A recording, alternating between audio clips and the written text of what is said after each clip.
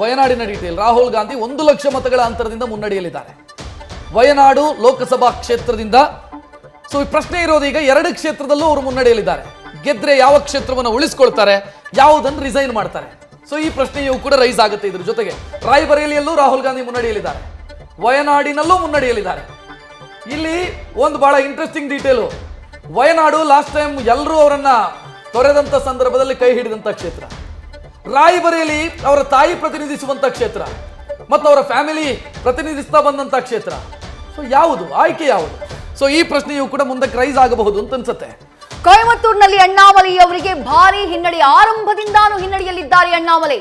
19,000 ಮತಗಳ ಅಂತರದಿಂದ DMK ಅಭ್ಯರ್ಥಿಯಾಗಿರುವಂತಹ Ganapati P Rajkumar ಅವರಿಂದ ಹಿನ್ನಡೆಯನ್ನ ಅನುಭವಿಸ್ತಾ ಇದ್ದಾರೆ ಅಣ್ಣಾಮಲೈ. ಅಣ್ಣಾಮಲೈ ಅವರ ಮೇಲೆ ಭಾರಿ ನಿರೀಕ್ಷೆ ಇತ್ತು. ಬಿಜೆಪಿ ತಮಿಳುನಾಡಿನಲ್ಲಿ 3 ರಿಂದ 6 ಸೀಟ್ಗಳನ್ನ ಗೆಲ್ಲಬಹುದು ಅನ್ನುವಂತಹ ಲೆಕ್ಕಾಚಾರಗಳಿದ್ವು. ಆದ್ರೆ ಬಿಜೆಪಿಯ ಅಧ್ಯಕ್ಷರು ಜೊತೆಗೆ ಬಹಳ ದೊಡ್ಡ ಮಟ್ಟದಲ್ಲಿ ನೇಮು ಫೇಮ್ ಅನ್ನ ಪಡೆದಂತಹ ಬಿಜೆಪಿಯ ನಾಯಕ ಅಣ್ಣಾಮಲೈ ತಾವು ಸ್ಪರ್ಧೆ ಮಾಡಿದಂತಹ ಕೊಯಮತ್ತೂರು ಲೋಕಸಭಾ ಕ್ಷೇತ್ರದಲ್ಲಿ ಹಿನ್ನಡೆಯನ್ನ ಅನುಭವಿಸುತ್ತಿದ್ದಾರೆ. 19,000 ಮತಗಳಿಂದ ಡಿಎಂಕೆ ಅಭ್ಯರ್ಥಿಯಾಗಿರುವಂತಹ ಗಣಪತಿ ಪಿ ರಾಜ್ಕುಮಾರ್ ಅವರಿಂದ ಹಿನ್ನಡೆಯನ್ನ ಅನುಭವಿಸುತ್ತಿದ್ದಾರೆ. ಬೆಂಗಳೂರು ಗ್ರಾಮಾಂತರ 97,000 ಲೀಡು. ಡಾಕ್ಟರ್ CN ಮಂಜುನಾಥ್ ಸತತ ಹಿನ್ನಡೆಯಿಂದ ಡಿಕೆ ಬ್ರದರ್ಸ್ ದೇಹದಲ್ಲಿ ದವಡವ ಶುರುವಾಗಿದೆ. ಕಾರಣ ಇನ್ನು ಗೆಲ್ಲೋದು ಕಷ್ಟ ಅನ್ನೋದು ಗೊತ್ತಾಗ್ತಾ ಇದೆ.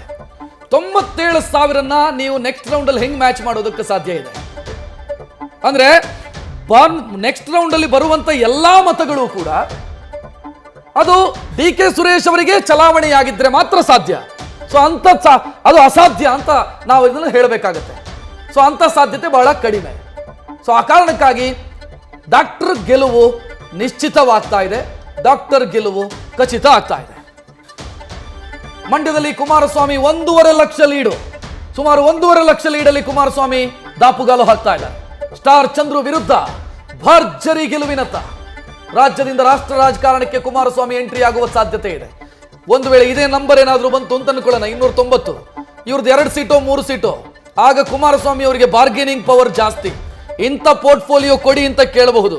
ಸೊ ಒಂದೊಂದು ಸೀಟು ಕೂಡ ಮ್ಯಾಟರ್ ಆಗತ್ತೆ NDAಗೆ ಆಗ. ಸೊ ಬಾರ್ಗೇನಿಂಗ್ ಪವರ್ ಜಾಸ್ತಿ ಆಗುತ್ತೆ ಕುಮಾರಸ್ವಾಮಿ ಅವರಿಗೆ. ಸೊ ಈ ನಂಬರ್ಸ್ ಬಂದ್ರೆ ಇದು ಇನ್ಕ್ರೀಸ್ ಆದ್ರೆ ಗೊತ್ತಿಲ್ಲ.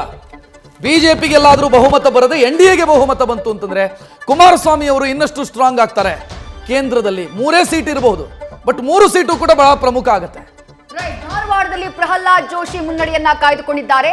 61,682 ಮತಗಳಿಂದ ಮುನ್ನಡೆಯನ್ನ ಕಾಯ್ದುಕೊಂಡಿದ್ದಾರೆ. ಕಾಂಗ್ರೆಸ್ನ ಅಭ್ಯರ್ಥಿ ವಿನೋದ್ ಅಸೋಟಿ ಅವರ ವಿರುದ್ಧ ಪ್ರಹ್ಲಾದ್ ಜೋಶಿ ಮತ್ತೊಮ್ಮೆ ಗೆಲುವಿನತ್ತ ದಾಪುಗಾಲನ್ನ ಇಡ್ತಾ ಇದ್ದಾರೆ. ಧಾರವಾಡದಲ್ಲಿ 61,682 ಮತಗಳಿಂದ ಮುನ್ನಡೆಯನ್ನ ಕಾಂಗ್ರೆಸ್ನ ಅಭ್ಯರ್ಥಿ ವಿನೋದ್ ಅಸೋಟಿ ಅವರ ವಿರುದ್ಧ ಕಾಯ್ದುಕೊಂಡಿದ್ದಾರೆ ಪ್ರಹ್ಲಾದ್ ಜೋಶಿ. ಅಪ್ಡೇಟ್ಸ್ ನ ಗಮನಿಸ್ತಾ ಇದ್ದೀರಿ.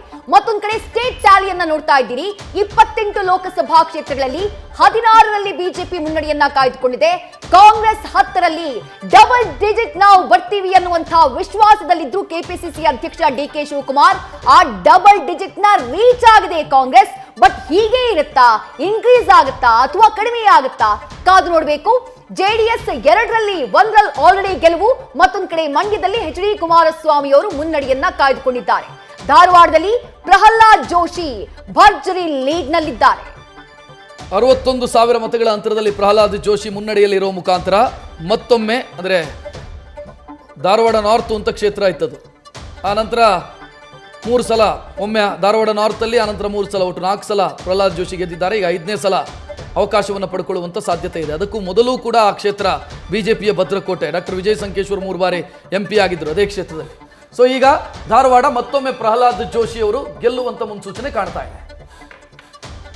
ಕೊಯಮತ್ತೂರಲ್ಲಿ ಅಣ್ಣಾಮಲೈ ಹಿನ್ನಡೆಯನ್ನು ಅನುಭವಿಸ್ತಾ ಇದ್ದಾರೆ. ಇಲ್ಲಿ 36,000 ಮತಗಳ ಅಂತರದಿಂದ ಅಣ್ಣಾಮಲೈ ಹಿನ್ನಡೆಯನ್ನು ಅನುಭವಿಸ್ತಾ ಇದ್ದಾರೆ.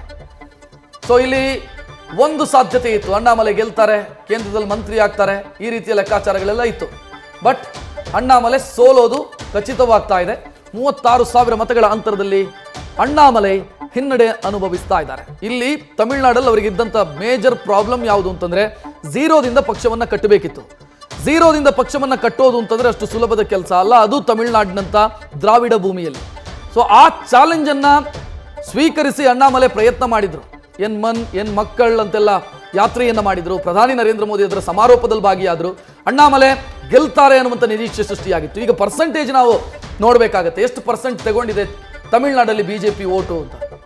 ಯಾಕಂದ್ರೆ ಇವತ್ತಲ್ಲ ಅಂತಾದರೆ ಅವರಿಗೆ ದೀರ್ಘಾವಧಿಗೆ ಅದು ಅನುಕೂಲವನ್ನು ಮಾಡಿಕೊಡಬಹುದು ಅಂತ ಲೆಕ್ಕಾಚಾರ. ಕೇರಳದಲ್ಲಿ ಬಿಜೆಪಿ ಅದೇ ಲೆಕ್ಕಾಚಾರವನ್ನು ಹಾಕಿಕೊಂಡು ಪಕ್ಷ ಸಂಘಟನೆಯನ್ನು ಮಾಡ್ತಾ ಇರೋದು. ವೆಸ್ಟ್ ಬೆಂಗಾಲಲ್ಲೂ ಕೂಡ ಅದನ್ನೇ ಮಾಡಿರೋದು. ಸೊ ತಮಿಳುನಾಡಿನಲ್ಲಿ ಎಷ್ಟು ಪರ್ಸೆಂಟೇಜ್ ಇನ್ಕ್ರೀಸ್ ಆಗಿದೆ ಬಿಜೆಪಿಗೆ ಅನ್ನೋದು ಕೂಡ ಬಹಳ ಮುಖ್ಯ ಆಗುತ್ತೆ. ಸುರಪುರದ ಡೀಟೇಲ್.